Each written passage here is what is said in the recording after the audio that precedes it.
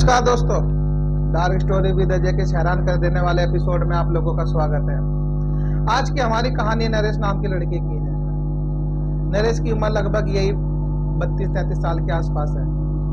नरेश मध्य प्रदेश के एक छोटे से गांव में अपने मम्मी पापा और बीवी बच्चों के साथ रहते थे। काफी खुशहाल जीवन चल रहा था। नरेश एक वेयर हाउस में काम किया करते थे, जहां पर अक्सर उनको काम करते करते काफी लेट हो जाया करता था। वहां से आने जाने के लिए ज़्यादा बस की सुविधा नहीं थी और एक आधी बस वहां से आती थी और जाती थी। उसी बस से नरेश आए भी करते थे और जाया भी करते थे, बिल्कुल टाइम टू टाइम। क्योंकि जहां नरेश काम करते थे वो एक आउटर में वेयर हाउस पड़ता था। वेयर हाउस वगैरह आउटर में ही होते हैं, तो वहाँ पे जैसे कि बस स्टैंड पे जाने के लिए, मतलब जो वेयर हाउस होता है वहाँ से बस स्टैंड थोड़ी दूरी पर होता है। इसीलिए नरेश पैदल ही बस स्टैंड तक जाते थे, वहाँ से बस पकड़ते थे और अपने घर आते थे। धीरे धीरे वक्त गुजरता गया तो उनकी नौकरी को तकरीबन 5 साल हो गए। 5 साल से नरेश उसी वेयर हाउस में ड्यूटी कर रहे थे और एक अच्छे एम्प्लॉय हो चुके थे।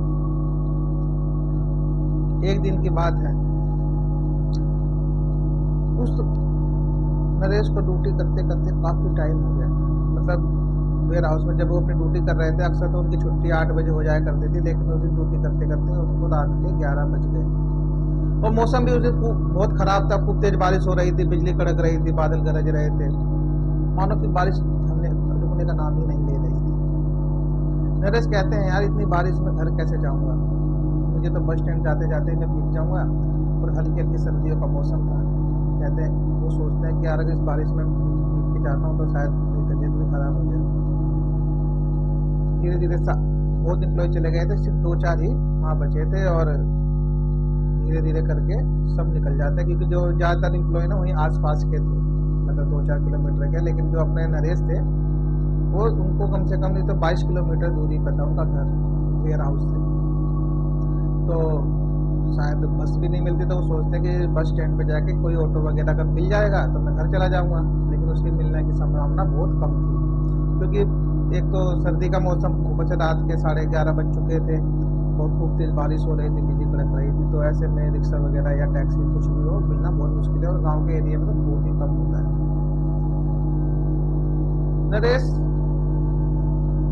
वेयर हाउस वगैरह बंद करके जो वहाँ पे सिक्योरिटी गार्ड होते हैं उनको चाबी देते हैं और कहते हैं, अंकल जी मैं घर जा रहा हूँ। सिक्योरिटी गार्ड कहते हैं कि बेटा इतनी रात हो गई है, तुम अकेले घर मत जाओ, और एक तो बारिश इतनी तेज हो रही है, तुम्हारी तबीयत खराब हो सकती है, लेकिन और ये रास्ता भी थोड़ा सही नहीं है। तो नरेश कहते हैं, मतलब मैं समझा नहीं, सही नहीं है मतलब मैं तो यहाँ इतने सालों से काम कर रहा हूँ, मुझे तो कभी कोई दिक्कत नहीं हुई। तो अपने जो सिक्योरिटी गार्ड अंकल होते हैं वो कहते हैं कि बेटा कभी रात में 11:30-12 बजे अपने घर गए हो? तो नरेश कहता है, नहीं नहीं इतनी रात को तो घर कभी नहीं गए। तो कहता है, बेटा इतनी रात को यहाँ पर भूत के साथ छलावा घूमा करते हैं। नरेश जोर से हंसता, कहता है, अरे अंकल ऐसी कोई चीज़ थोड़ी ना होती है, भूत के साथ छलावा, मुझे इतने साल हो गए ड्यूटी करते करते, आज तक तो मैंने कभी ऐसा देखा नहीं। आप भी कैसी बातें करते हो? हाँ ठीक है, मौसम थोड़ा ख़राब है, इसीलिए थोड़ी दिक्कत होगी जाने में, लेकिन आप तो कैसी अंधविश्वास वाली बातें करते हो? तो सिक्योरिटी गार्ड अंकल कहते हैं, बेटा ये अंधविश्वास नहीं, आज अमावस्या की रात है, और अमावस्या की रात को जो काली शक्तियाँ होती है ना, वो बहुत ताकतवर हो जाती है। और रात के 11:30 हो चुके हैं, तो मैं स्टैंड पर जाते जाते रात के 12 भी बज जाएंगे। और रात के 12 बजते ही वैसे ही ये रास्ता इतना हॉरर है, मतलब इतना भूतिया है, तो तुम जाना चाहते हो? कहता है, अंकल कोई बात नहीं, आप ये चाबी पकड़ो, मैं जाता हूँ।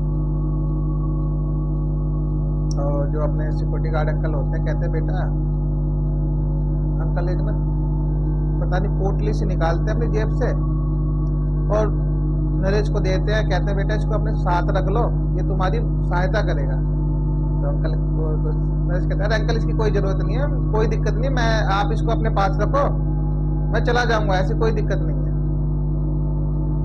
तो जो सिक्योरिटी गार्ड अंकल होते हैं कहते नहीं बेटा रखो, लेकिन नरेश नहीं मानता, वो उस चीज़ को नहीं लेता और चल देता है। हल्की हल्की बारिश थम चुकी थी, थोड़ी धीरे धीरे बारिश हो रही थी। रास्ते में काफ़ी गड्ढे थे, तो थोड़ा पानी भर चुका था। तो नरेश जैसे तैसे बचते बचाते स्टैंड में पहुंच जाते हैं। स्टैंड में पहुंचते पहुंचते उनको रात के तकरीबन 12 सवा 12 हो जाते हैं। वो स्टैंड पर अकेले खड़े हैं, सुनसान, लाइट भी नहीं, बिल्कुल अंधेरा, और ना तो कोई ऑटो, ना तो कोई बस, ना कोई टैक्सी। नरेश सोचते हैं यार मैं कल तो गलती तो नहीं कर दी मैंने, यहाँ तो कुछ दिख भी नहीं रहा, शायद पता नहीं ऑटो मिलेगा नहीं मिलेगा। फिर भी नरेश वहाँ पर खड़े रहे। तकरीबन 10 मिनट तक नरेश वहाँ खड़े थे तो उनको अचानक क्या दिखता है कि सामने से कोई चलता हुआ आ रहा है।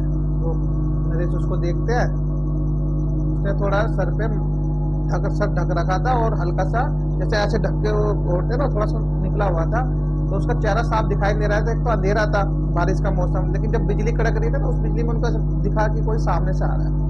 नरेश उसको देखते कहते हैं चल यार एक से बोले दो, कोई तो आ रहा है, शायद यही भोला बेचारा बस या टैक्सी के चक्कर में आ रहा होगा। नरेश अपनी गर्दन इधर करके देखते तो वो आ रहा होता तो सीधी कर लेते हैं, इग्नोर करते हैं, मतलब थोड़ा उसको। फिर उनका मन नहीं, जब वो देखते हैं कि यार कोई नहीं है, तो एक बार दोबारा देखते हैं उनको क्या दिखता है कि वहां से तो कोई नहीं आ रहा, वहां तो कोई होता ही नहीं है। ये देखने के बाद नरेश की थोड़ी दिल की धड़कन बढ़ जाती है, यार अभी तो मेरे सामने कोई आ रहा था, ये अचानक से कहाँ गायब हो गया। कहते यार चलो छोड़ो, चला गया होगा कहीं। नरेश उस बात को टाल देते हैं। थोड़ी देर में नरेश को क्या लगता है कि सामने से कोई गाड़ी आ रही है, तो सामने से कार आ रही होती है, टैक्सी। नरेश उसको हाथ देते, रोको भाई रोको रोको रोको। टैक्सी वाला नहीं रोकता, सीधे चला जाता है। थोड़ी देर में टैक्सी वाला, तो वही टैक्सी वाला दोबारा बैक करके आता है और कहता है हाँ जी बाबूजी, कहाँ जाना है आपको, छोड़ दूंगा। कहता है भैया मुझे मेरे घर जाना है, कितना किराया लोगे? तो कहता है मीटर से चलेंगे, जितना किराया बनेगा दे दीजिएगा। तो अपने नरेश सोचते हैं यार चलो कोई घर पहुंच जाऊंगा, थोड़े ज्यादा पैसे लगेंगे कोई बात नहीं, लेकिन घर तो पहुंच जाऊंगा। जब इतने बेकार मौसम हो रहा है, बारिश हो रही है और यहाँ फंस गया हूँ। नरेश बिना सोचे समझे उस टैक्सी में बैठ जाते हैं। टैक्सी चलती रहती है। 5-6 किलोमीटर आगे जाते हैं तो नरेश को रियलाइज होता है यार ड्राइवर तो कुछ भूल ही नहीं। नरेश कहते हैं अरे ड्राइवर साहब आप इतनी रात को किधर से आ रहे थे? कोई जवाब नहीं देते। कहता बड़ा खड़ूस ड्राइवर है, चुपचाप चलते रहते हैं। नरेश शीशे मतलब जो नरेश बैठे हुए थे पीछे की सीट बैठे हुए, शीशे की तरफ से देखते हैं ना बाहर का नजारा, उन्हें बाहर कुछ दिखाई नहीं देता। मतलब अनुमान वो उस रास्ते से आया जाया करते थे तो उनको पेड़ पौधे तो दिखाई देते थे, लेकिन जब वो कार में बैठे ना उनको कुछ दिख नहीं रहा। तो वो थोड़ा ऐसे करके देखते हैं, उनको फिर भी कुछ दिखाई नहीं देता। इतने में उनको हंसने की आवाज सुनाई देती है। नरेश डर जाते हैं, देखते हैं कि ड्राइवर एकदम अजीब सी हंसी हंस रहा था, डराने वाली, जैसे भूतों की हंसी होती है ना। तो ड्राइवर जो होता कहता है आज तेरी मौत निश्चित है। नरेश एकदम से डर जाते हैं। कौन हो तुम? वो सर अपना पीछे घुमाता है और उसका चेहरा देखकर नरेश तो एकदम बौखला से जाते हैं कि उसका चेहरा इतना जला हुआ, इतने डरावना, उसकी नीली नीली आंखें, दांत इतने बड़े बड़े, ऐसे करके जब नरेश की तरफ देखता है और अब इतनी तेज हंसता है, नरेश डर जाते हैं। कहते रोको, गाड़ी रोको, लेकिन वो गाड़ी नहीं रोकता। नरेश कहते हैं तुम मुझे यहीं उतार दो, मुझे नहीं जाना तुम्हारे साथ। और वो आज हंस रहा होता है, खूब तेज हंस रहा होता है। कहता है आज तेरी मौत निश्चिंत है। ऐसे ही डराते डराते 1-2 किलोमीटर आगे जाते हैं। नरेश शीशे को पटक खूब तेज मार रहे होते हैं। कहता है जो भूत होता है वो कहता है आज तेरी आवाज कोई नहीं सुनेगा, आज तेरी मौत निश्चिंत है। तुझे नहीं पता आज अमावस्या की रात है और आज शैतानों की रात है। ये सुनते ही नरेश डर जाते हैं। कहते हैं यार सिक्योरिटी गार्ड अंकल ने सही बताया था, मैंने उनकी बात ना मान के इतनी बड़ी गलती कर दी, आज मेरे साथ। हनुमान चालीसा पढ़ने लग जाता है। जैसे हनुमान चालीसा पढ़ना शुरू करता है अचानक से सब माहौल शांत सा हो जाता है। ड्राइवर चुपचाप गाड़ी चलाने लग जाता है। एकदम से ब्रेक लगता है। नरेश थोड़ा आगे आते पीछे गिरते हैं। ड्राइवर कहता है अरे साहब क्या हुआ, आप ठीक तो? नरेश कहता है तुम भूत हो, तुम मेरे यहाँ चले। अरे ड्राइवर साहब कहते हैं अरे क्या बात कर रहे हो, मैं भूत थोड़ी ना हूँ, मैं तो ड्राइवर हूँ।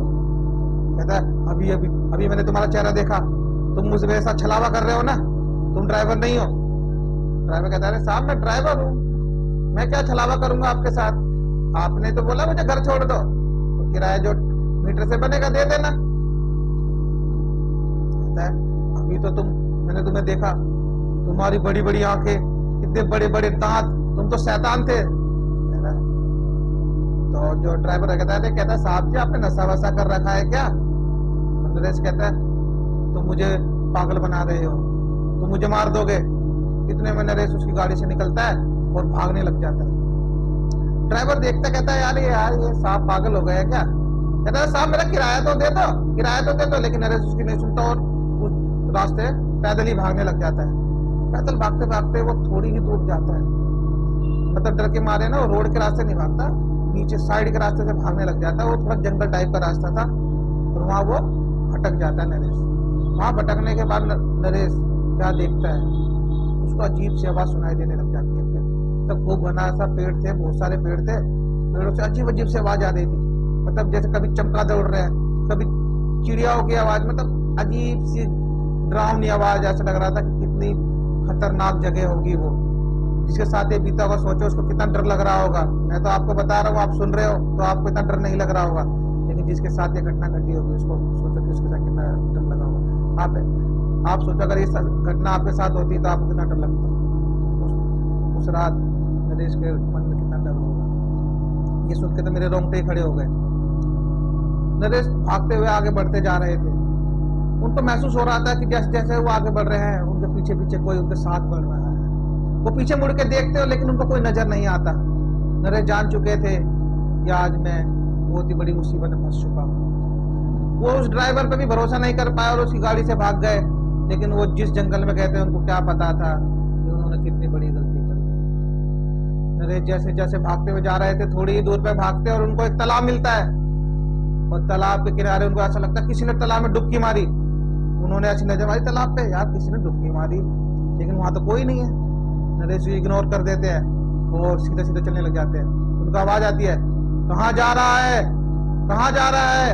नरेश पीछे मुड़ के देखते हैं, कहते हैं कौन है, कौन है, ऐसे करते हैं, लेकिन वहां से कोई आवाज नहीं आती। सिर्फ ये आवाज आ रही थी, कहाँ जा रहा है, कहाँ जा रहा है?